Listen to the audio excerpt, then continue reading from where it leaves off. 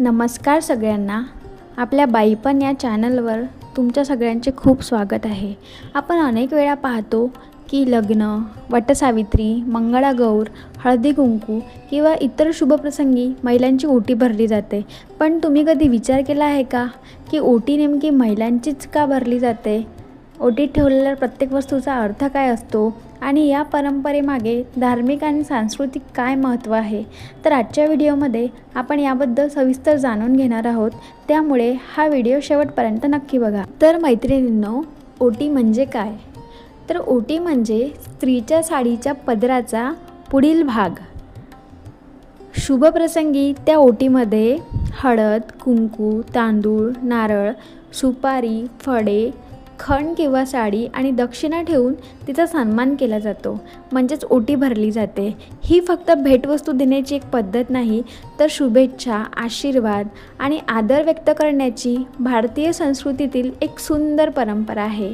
विशेषतः विवाहित महिलांची ओटी भरताना तिच्या अखंड सौभाग्याची, सुखी संसाराची आणि उत्तम आरोग्याची प्रार्थना केली जाते. तर पुढील प्रश्न असा की ओटी का भरली जाते? तर ओटी भरण्यामागे अनेक सुंदर कारणे आहेत.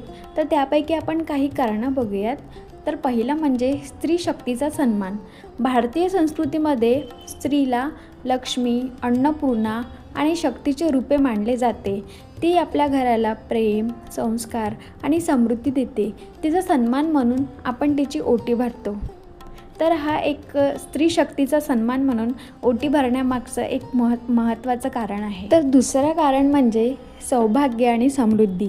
ओटी भरताना अशी प्रार्थना केली जाते की त्या स्त्रीच्या आयुष्यात सुख, शांती, आरोग्य आणि समृद्धी कायम राहो. तिसरं म्हणजे आशीर्वाद देण्याची परंपरा. मोठ्या महिला लहान महिलांची ओटी भरतात आणि त्यांना सुखी संसार, दीर्घायुष्य आणि भरभराटीचे आशीर्वाद देतात. त्यामुळे ती आशीर्वाद देण्याची खूप चांगली पद्धत आपल्याकडे आपल्या भारतीय संस्कृतीमध्ये समजले जाते. तर नंबर 4 म्हणजे नात्यांमध्ये प्रेम वाढवणे. तर आपण बघितलं असेल की हळदी कुंकू, मंगळागौर किंवा वटसावित्रीसारख्या सणांमध्ये ओटी भरली जाते. तर त्या ओटी भरण्यामागे हेच एक कारण आहे की त्याच्यामुळे महिलांमध्ये प्रेम, आपुलकी आणि स्नेह वाढतो. आता एक महत्त्वाची गोष्ट जाणून घेऊया. ओटींमध्ये ठेवलेल्या प्रत्येक वस्तूचा काही ना काही खास अर्थ असतो. म्हणूनच या वस्तू केवळ परंपरा म्हणून ठेवल्या जात नाहीत, तर त्यामागे आपल्या संस्कृतीचा आणि श्रद्धेचा सुंदर संदेश दडलेला असतो. सर्वप्रथम हळद ही शुभत्व, आरोग्य आणि मंगल कार्याचे प्रतीक मानली जाते. कोणतेही शुभ कार्य हळदीशिवाय पूर्ण होत नाही. त्यामुळे ओटीमध्ये हळद ठेवून त्या स्त्रीच्या आयुष्यात आरोग्य, आनंद आणि मंगलमय वातावरण राहावे अशी प्रार्थना केली जाते. यानंतर येते कुंकू. कुंकू हे विवाहित स्त्रीच्या सौभाग्याचे आणि पतीच्या दीर्घायुष्याच्या मंगल कामनेचे प्रतीक आहे. पण ओटीमध्ये कुंकू ठेवून अखंड सौभाग्याचा आशीर्वाद दिला जातो. त्यानंतर असतात तांदूळ म्हणजेच अक्षता. अक्षता म्हणजे कधीही नष्ट न होणारे शुभत्व. त्या अन्नधान्य, समृद्धी आणि भरभराटीचे प्रतीक मानले जातात. घरात नेहमी सुख, समाधान आणि अन्नाची कमतरता भासू नये हा त्यामागचा भाव असतो. आणि शेवटी नारळ. हिंदू धर्मात नारळाला अत्यंत पवित्र स्थान आहे. तो पूर्णत्व, पवित्रता आणि शुभ फलप्राप्तीचे प्रतीक मानला जातो. नारळ अर्पण करून जीवनात यश, समृद्धी आणि सर्व मनोकामना पूर्ण होण्याची प्रार्थना केली जाते. त्यानंतर येतं सुपारी.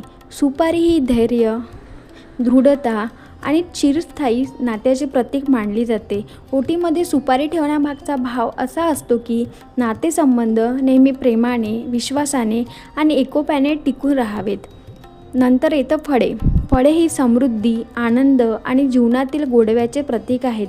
जसे फळं पिकल्यानंतर गोड लागतात, तसेच त्या स्त्रीचे आणि त्या कुटुंबाचे आयुष्य ही सुख, समाधान आणि भरभराटीने भरलेले असावे अशी मंगलकामना यामागे असते. त्यानंतर येतं खण किंवा साडी. ही स्त्रीच्या सन्मानाची आणि आदराची निशाणी आहे. पूर्वीपासून शुभप्रसंगी सुवासिनीला खण किंवा साडी देऊन तिचा मान राखण्याची परंपरा आहे. हा केवळ वस्त्राचा आहेर नसून प्रेम, सन्मान आणि आशीर्वाद व्यक्त करण्याचा सुंदर संस्कार आहे. आणि शेवटी येतं दक्षिणा. दक्षिणा म्हणजे केवळ पैसे देणे नव्हे, तर कृतज्ञता, दानशीलता आणि शुभेच्छा व्यक्त करण्याचा एक पवित्र मार्ग आहे. दक्षिणा देताना त्या स्त्रीच्या आयुष्यात लक्ष्मीचा आशीर्वाद कायम राहावा अशी मनापासून प्रार्थना केली जाते. म्हणूनच ओटीमध्ये ठेवलेल्या प्रत्येक वस्तूमागे एक धार्मिक, सांस्कृतिक आणि भावनिक अर्थ दडलेला आहे. या परंपरेतून केवळ वस्तूची देवाणघेवाण होत नाही, तर प्रेम, आदर, शुभेच्छा आणि संस्कार यांचीही देवाणघेवाण होते. त्यानंतर म्हणजे आजच्या काळात ओटीचे महत्त्व. आजच्या धावपळीच्या आणि आधुनिक जीवनशैलीत अनेक जुन्या परंपरा काळानुसार बदलत आहेत. तर ही ओटी भरण्याची परंपरा आजही अनेक घरामध्ये श्रद्धेने आणि प्रेमाने जपली जाते. कारण ही केवळ धार्मिक विधी नाही, तर आपल्या संस्कृतीची, कुटुंबातील प्रेमाची आणि स्त्रीबद्दलच्या आदराची सुंदर अभिव्यक्ती आहे.